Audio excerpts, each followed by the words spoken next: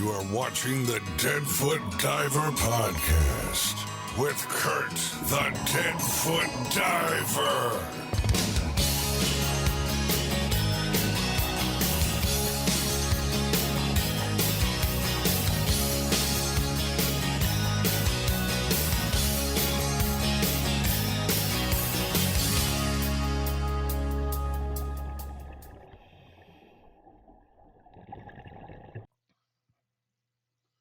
Welcome to the Deadfoot Diver Podcast, where we talk about everything diving, tech diving, and especially the benefits of diving with disabilities.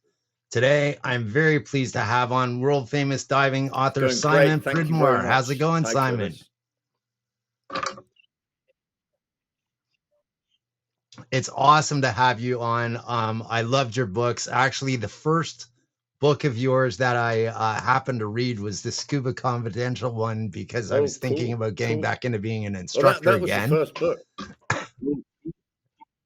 And yeah, and actually that gave me a lot of laughs reading or listening to that book and hearing you, because a lot of the stories, it's like, oh yeah, I forgot about that type of stuff. Well, that was the idea, right? So it's an awesome book. It's really good for anybody. If you're looking to become a professional dive master or instructor, you definitely want to check out Simon's book on that, because it's definitely an excellent value, and you'll get a lot of good laughs out of it too as well. So tell me, how did you first get involved in scuba diving? It was a long time ago. I was working in the Sultanate of Oman, which is just kind of, what would we say? We'd say west of India and east of Saudi Arabia, and there's a little country there. And I was working as a teacher, and it's so hot that we used to work in the morning, and then in the afternoon we'd go down to the beach. And I tried windsurfing, and the windsurfing didn't really go very well. And I looked at the divers going out, and the divers would go out every afternoon, and they all looked like they were having a great time. So I thought, well, I could try that. You know, I'd been swimming all my life. I'd, spent a lot of my life overseas, born in the UK, but spent my whole life traveling with my parents. And that was out. I tried, I went along, I did the course, signed up for the course. Course took weeks and weeks. It was a British Sub-Aqua Club course. And we started off in the pool for, must have been 3-4 weeks. And then we got into the ocean. Then we had to do 10 qualifying dives and everything else. And it took a long time. But after that, you were ready. You were ready to go out on your own. And that's how I started. And that was back in 1981. So a long time ago. Yeah. Wow. Yeah, and when they had scuba courses were a lot longer back then, because I was certified in 91, and like now you just go in and do e-learning and go to your pool session and then do your there you go. open waters, and you're done. You've just described why I decided to write my books, because essentially I know from working in the industry for so long that divers, when they qualify as divers, they have open water diver or whatever they want to call it. And they're not really ready to scuba dive on their own, or even with an equally qualified partner. They're not ready. So that's why I wrote the books. That's exactly what drove me.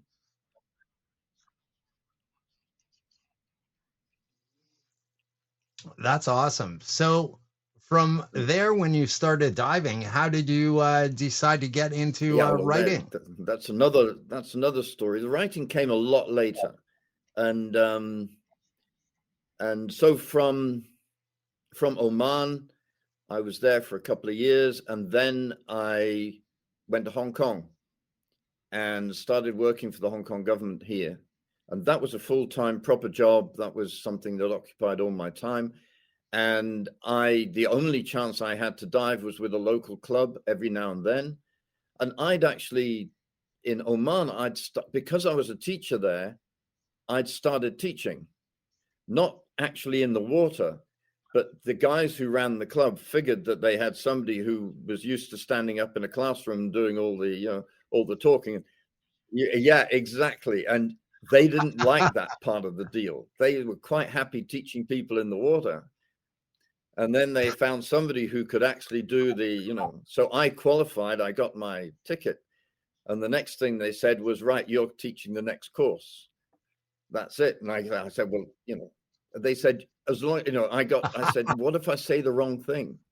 What if I advise them poorly, And the guy said, it's okay. He said, I'll come into the class with you and I'll stand at the back. And, if you say anything, then I'll chip in. And he came in and he was there to start the first class. And 5 minutes later, he turned around, walked out the door and never came back again. And that was it. But, that was a good introduction to teaching. Of course, they did all the important stuff, which was in the water. The qualified instructors did all that. Anyway, so I'm back, I go to Hong Kong. And I do a bit of fun diving here and there and dive with the club and everything else. And then, as you probably know, the Hong Kong changed. Hong Kong was due to be handed over by the UK, which was colonial power at the time, to China and handed back to China, if you like. And I knew that I would be out of a job. And I thought, what do I want to do next? And scuba diving was it. That's something I enjoyed. I thought, well, maybe I can make a life out of my hobby.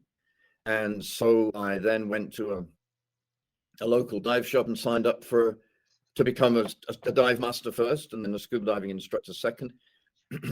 And for the last few years of my life in Hong Kong, I was in the office in the daytime, and the evening weekends I was teaching diving. And that was the next step, if you like.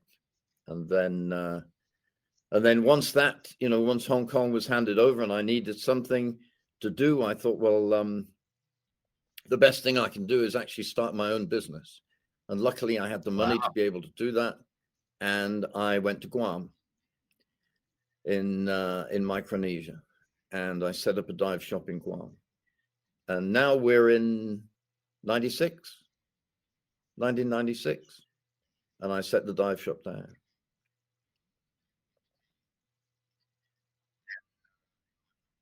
7 years. 7 years. And yeah, and what I'd done as part of when I was in Hong Kong, the guy I was working with who had a dive shop in Hong Kong. And how long did you own the dive shop for? Learned about technical diving, what people were doing over in Florida and the Northeast of the United States. And we were very interested by that. So we headed off to Australia to do our training with an IANTD instructor trainer there, a guy named Rob Kaysen. And he brought us into that. We came back to Hong Kong and I started teaching nitrox classes in Hong Kong. And one of the reasons I chose Guam as the destination was because we had deep water offshore and easy access to gas. Yep. And there was nobody there teaching technical diving. I was it. So that's what the dive center did. It was quite unique. We set up a dive shop that was completely focused on mixed gas diving, on technical diving, on rebreathers and things like that. And this was 96, and in Asia that was quite early. That we were several years behind you guys in the States.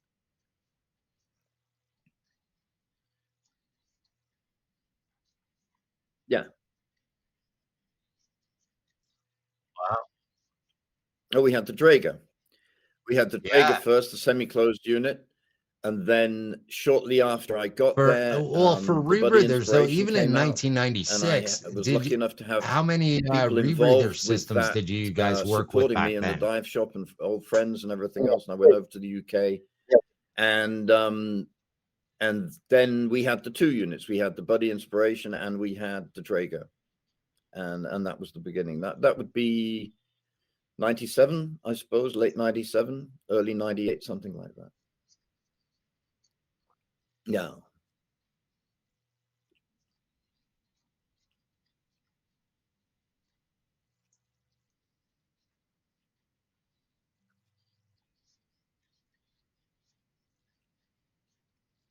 Wow. Yeah. So Well, what first of all decided, or what made you decide to get into, drew you into technical diving? Because I mean, technical diving, you have to have a the idea of totally different identifying mindset, something let's that say. you wanted to do, and then working out how you could do it as safely as possible, so you could repeat it and reduce the risk in diving. Because I could see that there were areas of scuba. Let me go back a step. Recreational diving, sport diving, essentially created rules to prevent you going beyond a certain depth and a certain time, and thou shalt not do that. But what if you wanted to do that? Why,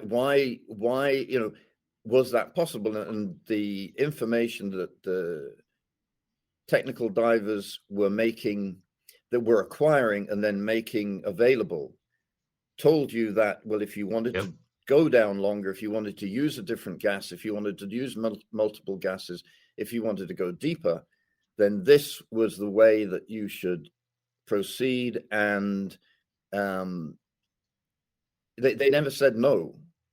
They said, this is how. And I really like that mindset.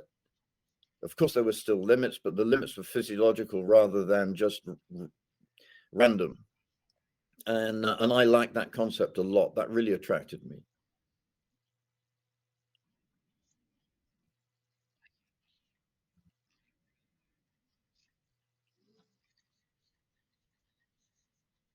Sure. Yeah. Right. I mean, and with you're right. rebreathers, And, I mean, back then especially, there was a lot higher fatality rate than there is now with the rebreathers. So tell me about some of the challenges that you guys had when you were teaching, started out with rebreathers and teaching them. You might have qualms about getting into rebreather diving, but we didn't know how little we knew. If we knew something, we thought, okay, that's good. We know that. And then we would discover, unfortunately, in some instances, tragically, by trial and error. We had I still remember I did a rebreather, a semi-closed rebreather course in Thailand. And we were on ex-Australian Navy units, and the instructor was on open circuit because we only had 2 units, and he would come out on open circuit. We would go out, we would do some skills, we get used to the machines, and we do several hours underwater doing this training. And late on in the course, he ran low on gas, so he returned to the beach, and he to change tanks, basically. And he left the 2 of us out there. And we're sitting there and just sort of staring at each other, waiting for him to come back. And suddenly the other diver who I'm with just turns over and passes out. And we're in a few meters of water. And I get him to the surface. We lift his head above the water level as much as I can, get the mouthpiece out of his mouth, inflate both of us and everything else. And luckily he comes to. He takes a breath, he comes to, he's fine. It was in the end. And by then the instructor had come back, and together we got him back to the beach. And what it turned out, of course, is that there was a blockage in the gas feed, and he was slowly, over the last few minutes, he'd been breathing less and less oxygen with each breath, and we were shallow, and that was that. He'd just gone hypoxic and flipped out. And I mean, this is really early days, and we, the concept that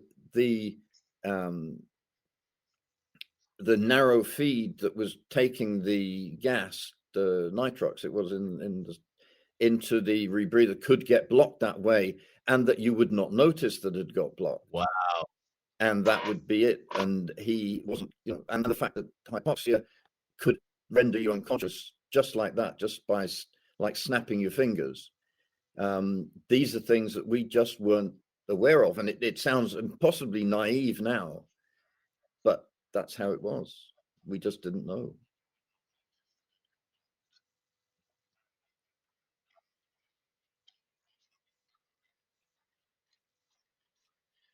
Mm-hmm.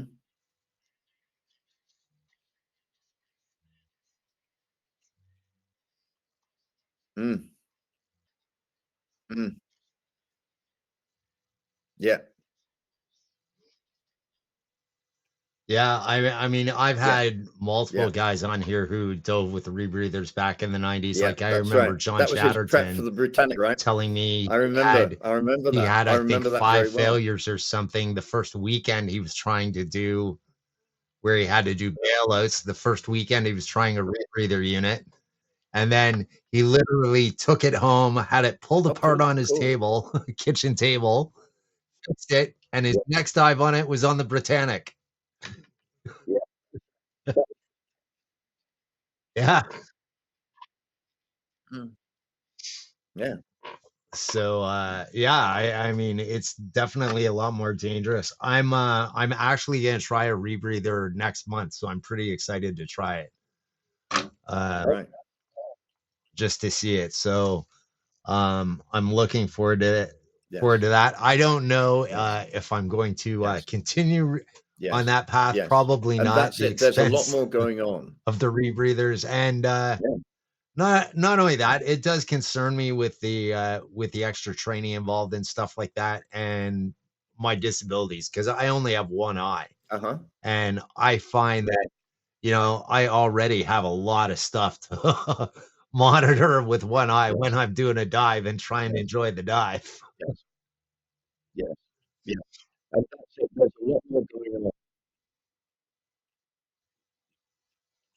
Yeah. For sure. So let's talk a bit about more about some of your books. Like you have done quite a bit of technical If we're talking about the writing writing, in that aspect. which if So we're talking about the writing, tell I me, think the of all the things that I you've did done with your I did a book called Technically technical Speaking. writing and stuff, And Technically Speaking, which essentially, what took do us you like back to to the focus beginning on of more? sport Is there a technical diving. certain area that you like to How it focus came on about, when why it came you're about, who the people were who doing your did it, technical? what the concepts were at the time, and why it came about. The question that you referred to earlier on. And when I was writing that, I was talking to a lot of people who were involved at the time as well, and making sure I got all, it was very controversial, and I wanted to write it in such a way that I paid due respect to the people who were involved at that time. And what came up from the research really was that in those days we made a lot of mistakes. We got things wrong. We didn't know. I mean, the example of that rebreather course is perfect, but everybody made those mistakes. We just didn't know, but we fixed it every so often. As you were teaching, somebody would have a problem. Everybody would dive onto this problem to try to figure out what had gone wrong and what they could have done instead. And that's how the sport grew. And we didn't get everything perfect, but we identified the major mistakes, the major areas in which you could fail, and the outcome might be tragic. We identified all that, and we designed the course materials, the technical diving course materials, accordingly. And we knew, so in the books that was how to do it right, but we also knew how to do it wrong. And as I was writing, I realized that people coming into technical diving today don't know the wrong bit. They can see what we recommend and what the instructors recommend and everything else, but what they can't see is all the things we attempted that were wrong, that didn't work. And so having written the volume 1, the history of it, if you like, I then wrote volume 2, which came out just recently, and that essentially goes back to the beginning and talks about the concepts which we follow now and why we follow them, and how to get into diving, how to get into rebreather diving. There's a chapter you should probably read before you go and do your tryout on the rebreather. Have a little look. I don't know. It's probably chapter 3 or 4 or something of volume 2, and it's exactly what you're doing now. Exactly that. It's the things to think about. The I think you should get that now. If you've got a couple of hours, do that. Okay, cool.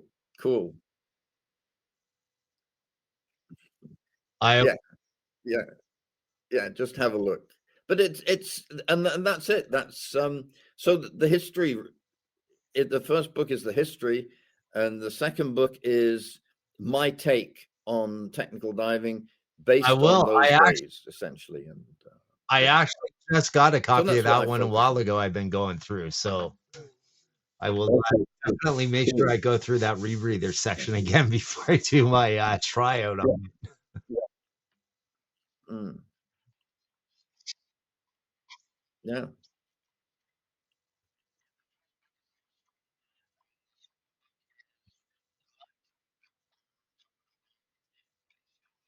Yeah.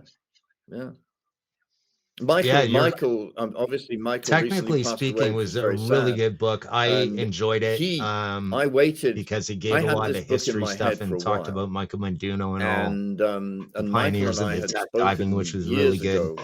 About Michael doing I really enjoyed that one, and it's good to get a background of how technical diving started. He was right at the center of things. He was right there, and he should have written this book. But by that time, he then got involved in the online magazine and In Depth, the thing that he's been doing for the last few years, and he just ran out of time. He did a couple of articles about it for magazines, a kind of brief run through of how it all came about. But I spoke to him and I said, look, if you're not going to do it, should I do it? And he gave me a blessing, which was very, I was very grateful for, because it, really, he and others, were a much better position to do this book. But if they're not going to do it, it had to be done. Somebody had to do it. We had to get it out there, because it was a moment in, we're a really niche market. We are a niche area, part of the human experience. But I thought that particular era, when scuba diving changed forever, really, I thought that needed recording. That's why I did it.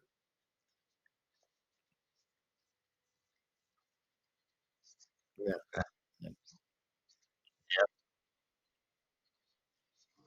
Good. Yeah. Oh yeah. Huge.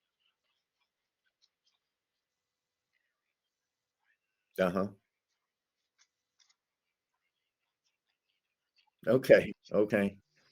Yeah, Michael unfortunately just passed away a few weeks ago. I was lucky enough, I got to know him over the last year. He was on my podcast when I first started. So I was very happy to get to meet him.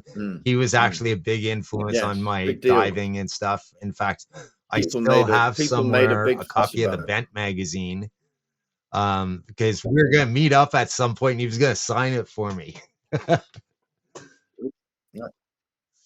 From Aquacore. So you did. Nice. Yeah, and even when you started technical diving back then, there was a lot of, even nitrox was bad. Cool, very cool.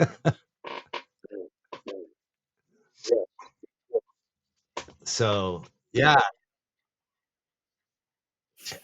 and I dove in 96. I got certified in 96. I actually took a course from Dick Ratowski up here.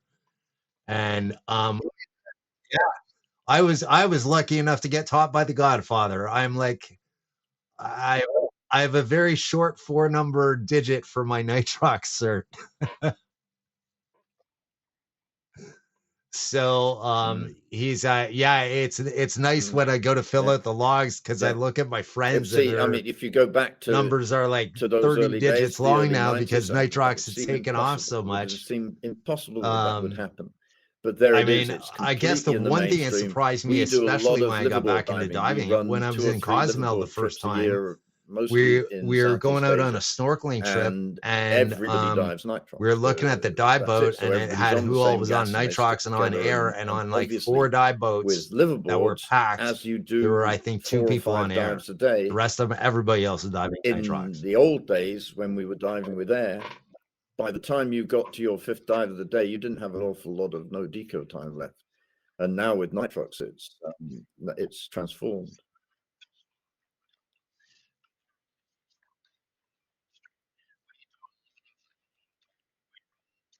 Sure.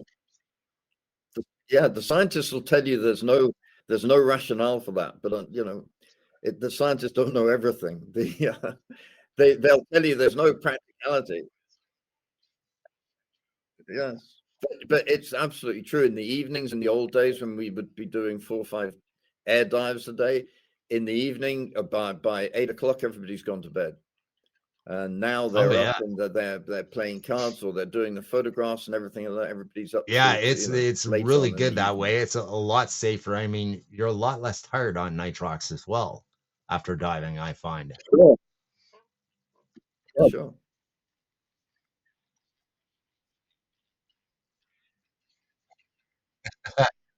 No, 'cause all you have to do is talk to thousands of divers.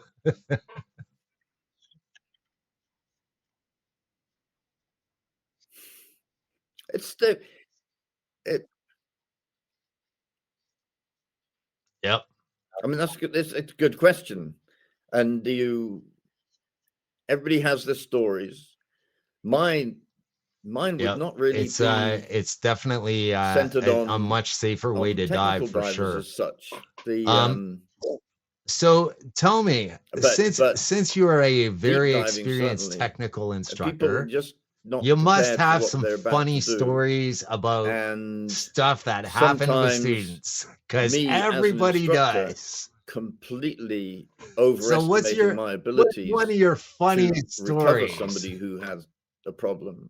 That definitely happened, where you would think you could take 2 or 3 relatively new divers down on a deep dive, and nothing would go wrong, or if anything went wrong, you could fix it and figure it out. And that kind of, that happened. I had a I don't know if you know Guam, but the famous diving Guam is the Blue Hole. It's a vertical tunnel in the reef top that goes down to the wall, opens out on the wall, and it's an exciting dive. And it's at the right time of day, it's a cathedral of light in there. It's fabulous dive. But it's deep, and it's a lot deeper than you normally go. And I've had times there when I've confidently taken 3 or 4 divers in, and they are strung out behind, and you look behind and and somebody has just gone out of lost control of where their head is. There's this, as I said, this enormous cathedral of light around them, and they've just spaced out completely. And then you've got to gather up all the divers like a sheepdog gathers sheep, and try and get everybody out of there. And they're staring at you in the face, and there's nothing going on behind their mask. They're having a ball, but they don't know they're having a ball, and they don't know how deep they are, and they don't know what's going on. And yeah, they had a couple of those. And I remember one where, skin of my teeth, I got them out of there and got them back on the boat. And I'm sitting there and just puzzling over how I must not do this again. I will not do this dive again with this number of people and all the rest of it, and just bashing myself on the head.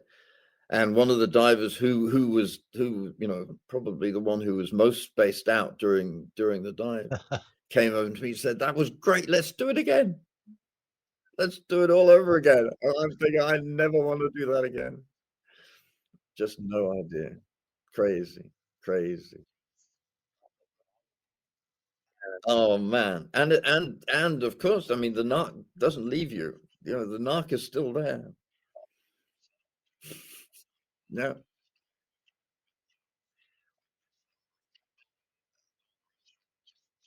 Uh-huh.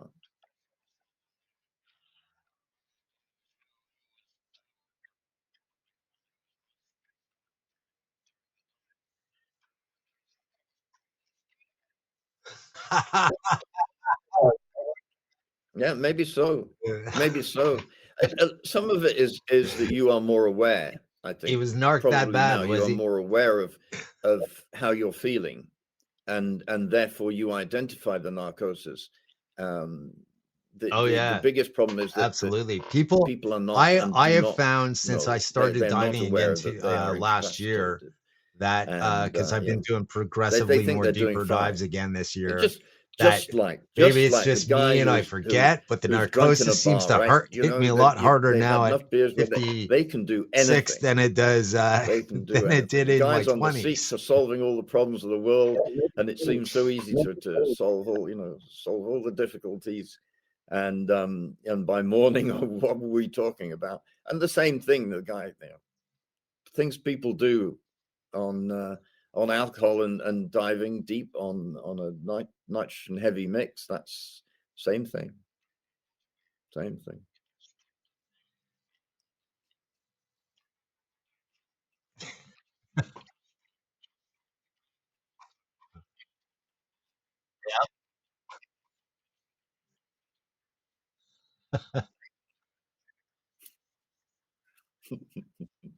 Yeah, yeah.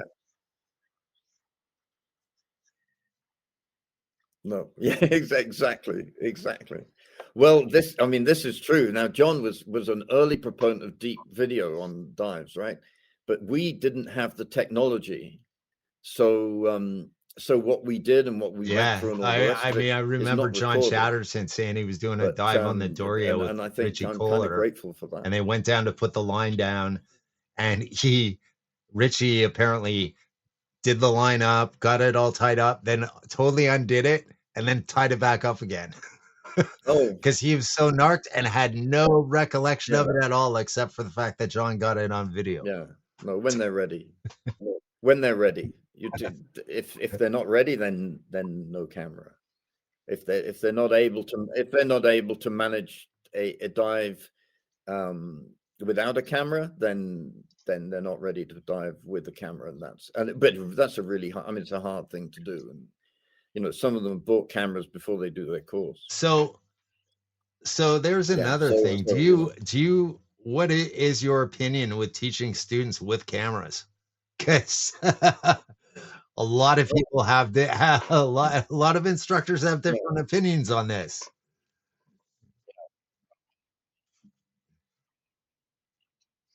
No, that's right. Yeah, That's how it is. But now, as you know, the camera is the thing. The camera is the most important part of it all, and we, I think we all went through phases where we would yeah. have a cameraman come along and record. Yeah, I know that I've and seen people say, do crazy stuff with okay, cameras you don't because they need get to distracted carry and your own don't pay camera. attention. We'll In record the fact, dive for you, and one of my then dive buddies, this is your awesome your diver, when memory he hasn't got a of the camera dive. in, So but we'd when he's have got a camera on in, Liverpool oh man, trips, look we'd out, have because he somebody doesn't coming pay along doing the attention. photographs and everything else. But that nowadays, that's not enough. Not enough. Yep. Yeah.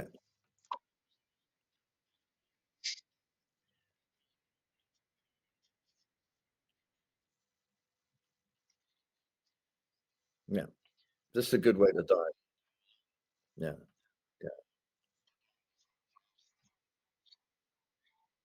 Yeah.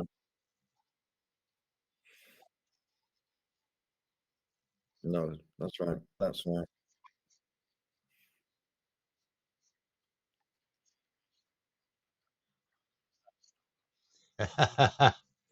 Yeah, everybody has a camera.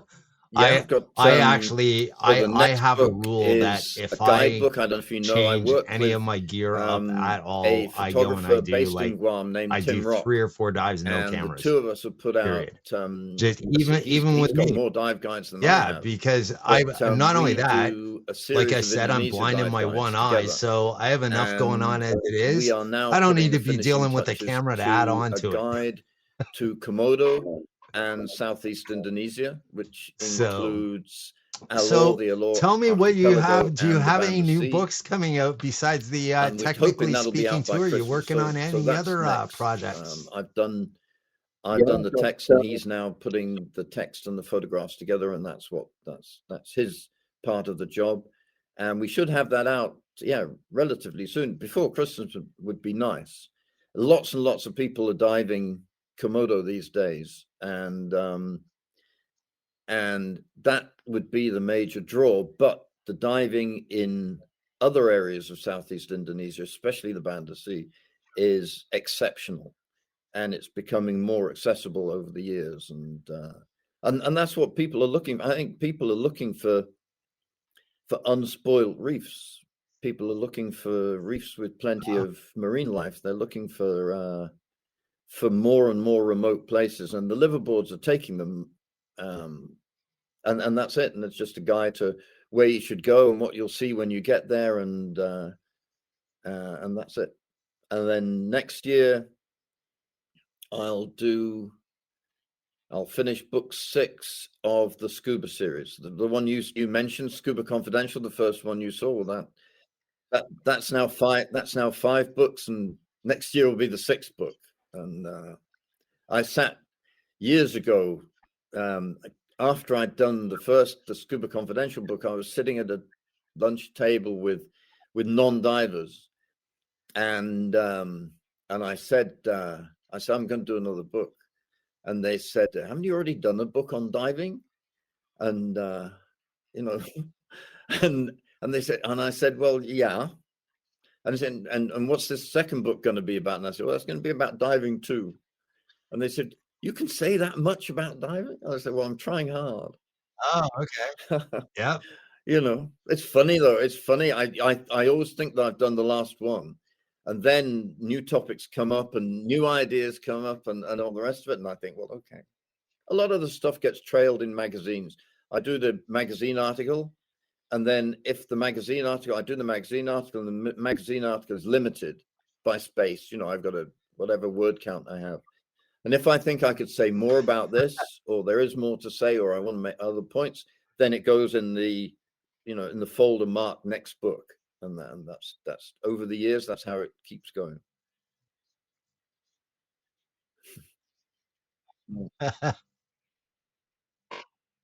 I don't know.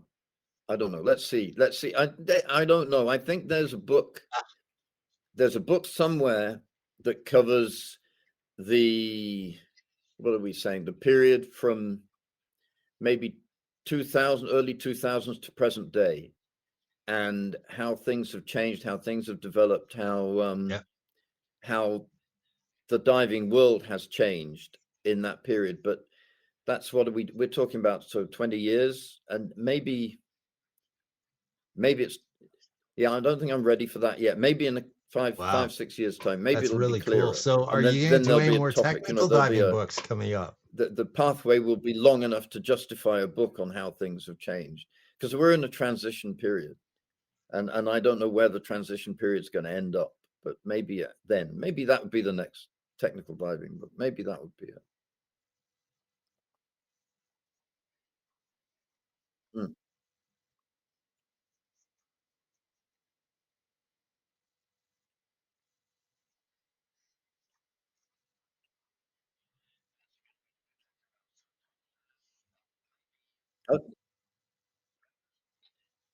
I think that's fine. I'm absolutely happy with that.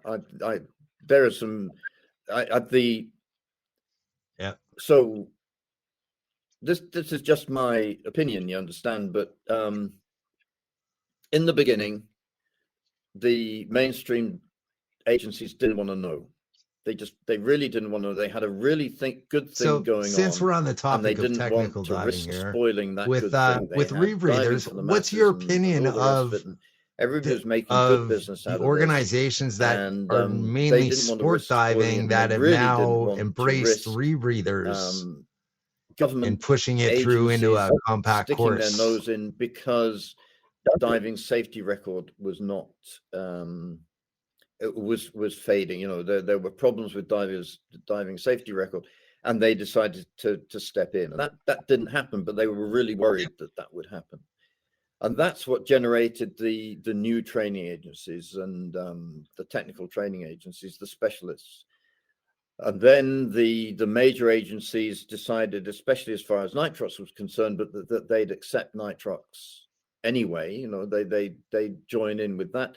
And some of the technical agencies, one in particular, decided that they would then broaden their spectrum and cover all ranges of diving. That training agency has managed to conquer a little bit the mainstream, but there are still technically specific agencies around, and they have very capable people running them and are doing exceptionally well, and they're happy with the niche, with remaining in the niche. But at the same time, there are now some extremely qualified people, well-qualified people in all the major agencies. You know, PADI, SSI, all the agencies have some really good people, and what they have is the money and the manpower and the research background and everything else to make strides that the small agencies cannot.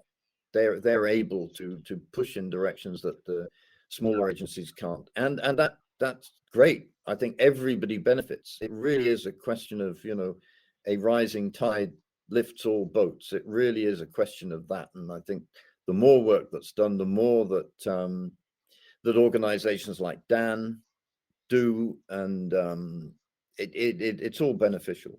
The more people involved, the better. That's my view.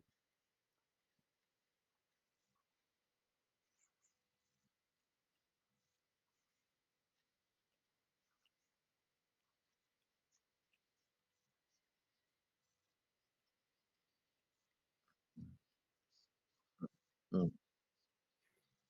Yeah.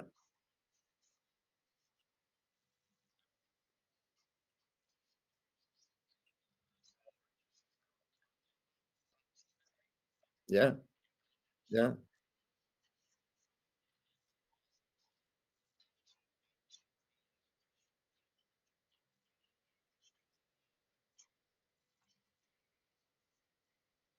I did, but yeah, I in the early days I did some cave diving. I did plenty of wrecks around the world. Yeah, no, I agree with that. I mean, The when it best comes to wreck tech diving I ever diving, did I was think it's in awesome Bikini how it's Atoll. expanded. We I used think to it's run awesome how it's much more accepted and you're yeah, not we used to blacklisted per run se because trips you're every doing tech year, I think, diving for 3 or 4 anymore. years in the late 90s. Because let's Fabio face it, Amaral, all the guy those who was pioneer running it guys took at the time a when we lot of first went there. heat And over I some of was in their Guam, so research and obviously we were in the their right part of diving the that they world. did back We were then. just several hops So, on the island hopper away from Madro, and then from Madro we so take the plane where to is your Bikini, and I favorite know place? I know Bikini you've is done a lot of still stuff in available Guam, but by do you Liverpool. There's a do couple you of like people running do ships you do there cave diving every at year, all, and it's still or fabulous wreck diving, diving. or And yeah, and it's so accessible.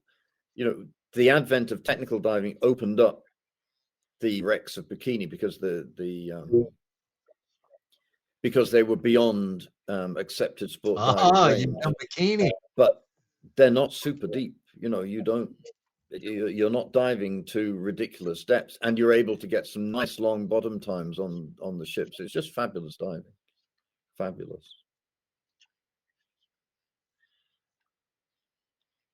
Yeah, there you go. There you go. There you go. He's doing his operation is exceptional. There's a piece I wrote about technical diving tourism, which is in one of the books. Maybe it's in that book too. But what Pete is doing is really he's covering all the bases when he does these trips. He's making sure the equipment is there and the gases are there and the backup is there and everything else. And he's got this taped. He does an excellent job. And when you think about it, that was something that we never had back in the old days. We really were at the if you wanted to do an Yeah, I've heard expedition, that. I had Pete Mesley on here who runs trips over cost a lot of effort. There were very few people who had the time to do it. But now, if you look at what Pete's doing, he's taking all the stress out of it. You can do technical diving exploration if you like, just like you book a holiday, just like you book, he's taken all the effort out of it, which is wonderful. Really, really amazing. Sure. Well, yeah.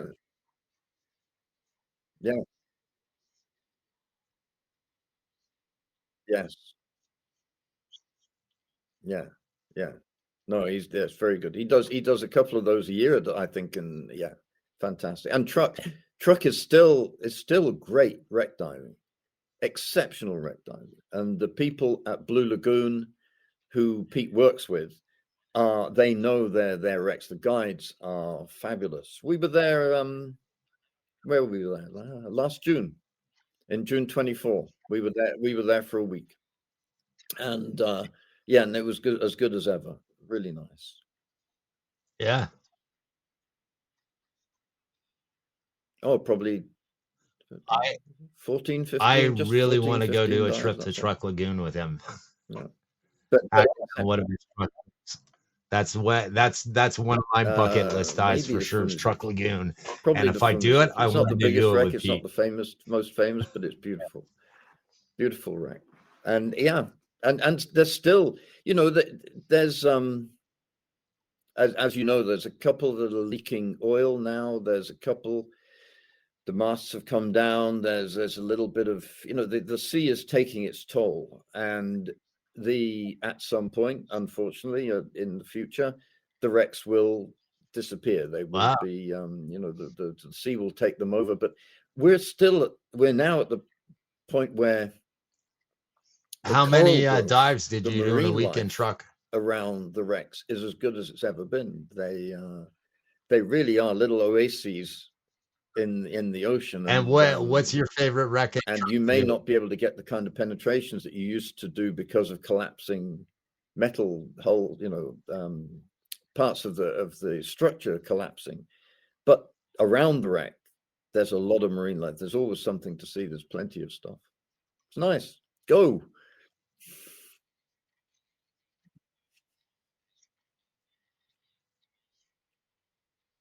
No.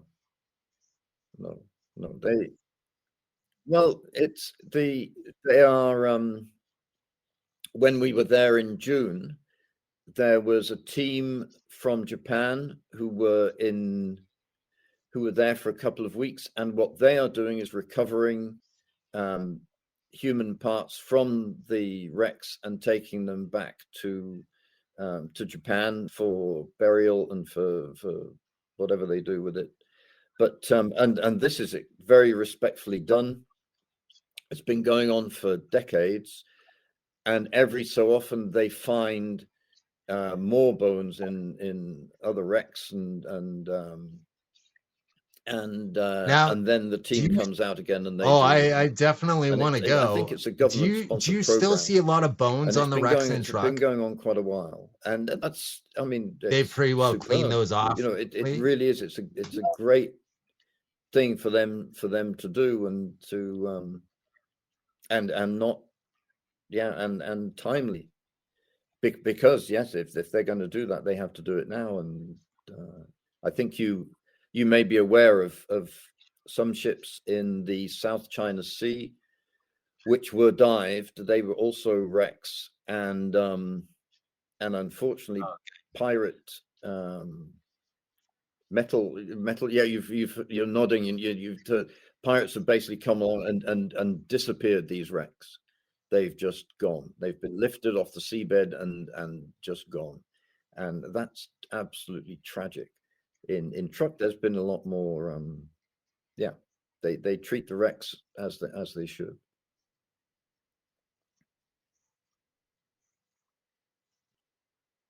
Yeah.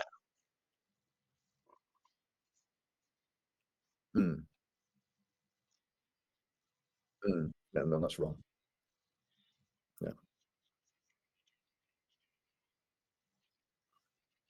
Yeah, exactly.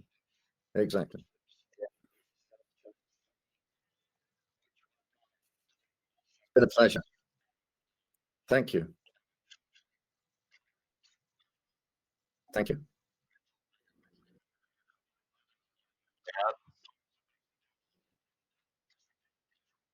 Yeah.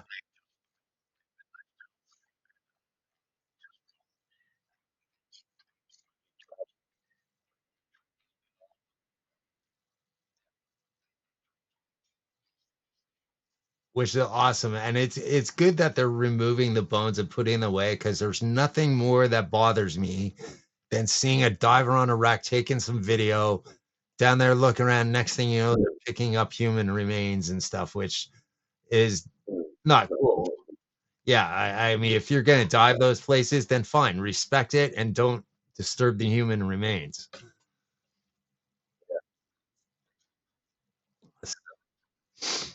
Well, thank you very much for coming on the podcast today, Simon. It has been amazing talking to you. I've really enjoyed it. And I look forward to your new books that are coming out. And thanks everybody for joining me on the Deadfoot Diver podcast today. And remember, grab an adventure and live.